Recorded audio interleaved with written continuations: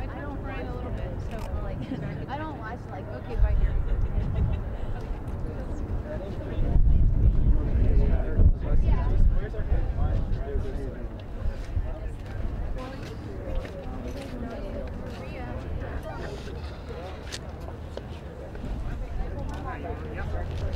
How you doing? Everything looks good? Yeah. You feel ready?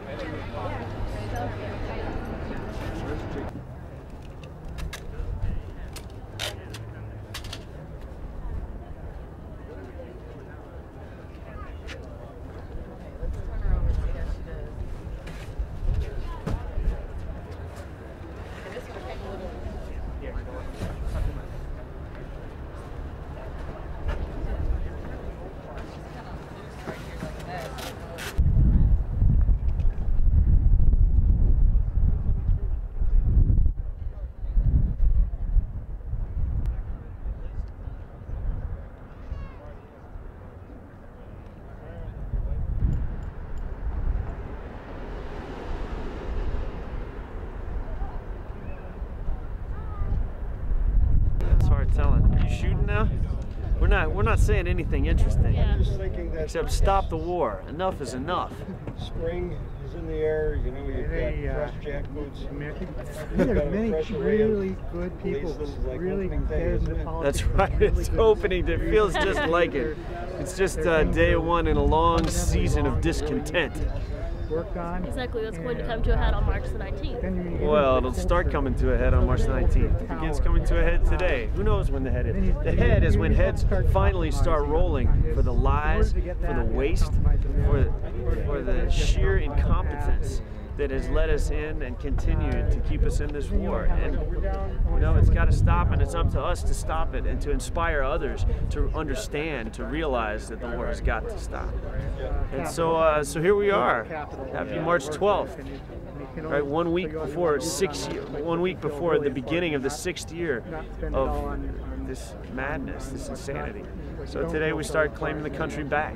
The best thing about today is all these youth from all over the country, especially the Northwest, Northeast, especially the Northeast, coming down to say this. We're spending our spring break doing the most important thing that we can think of to do, which is not go to Cabo San Lucas. It's going to Washington, D.C. and demanding that our government start acting like leaders instead of sheep. And what would you say to that? What would I say? Well, I personally see things the same way that the Javier does. He's amazing, and I'm just here to help facilitate it because I am a DC resident, so I'm just here to help. All right. Amazing. There's amazing all over the place. Yes, right? there is amazing. The organizers all over the place. are amazing. Any college student who takes their spring break to come down and be a political activist is amazing. What's the significance of the stop-loss Congress? Where does that phrase come from? Well, of course, immediately it comes from the stop-loss the stop-loss orders that prevent our military from actually leaving the service at the end of their appointed time. And of course, that's necessitated by the emergency of this war, by the emergency of our occupation of Iraq and Afghanistan. And of course, it's totally it's illegal, and worse, it's immoral. It's breaking faith with the very people who are fundamentally, who we owe the most to as a nation and as a people, the people who are protecting the government, who are protecting us.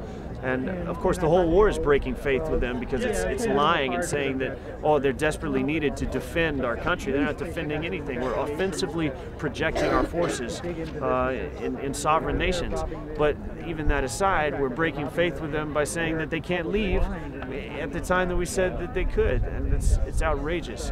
But even worse is that the very term stop loss is actually a financial term. It's actually from the corporate sector to do with stocks and to do with when you want your stocks, you bought a stock and you know that it might go up but it might go down, and if it goes down too far, well, you want to sell it so it stops your losses. So that's the true stop loss order begins with, sell IBM if it gets down to 97. Right? So that's even worse, that the U.S. government is using financial terms and using the corporate terms to talk about the lives and livelihoods of our soldiers in the field. Enough. It's got to stop, and we're about to go stop it right about now. It's quarter till.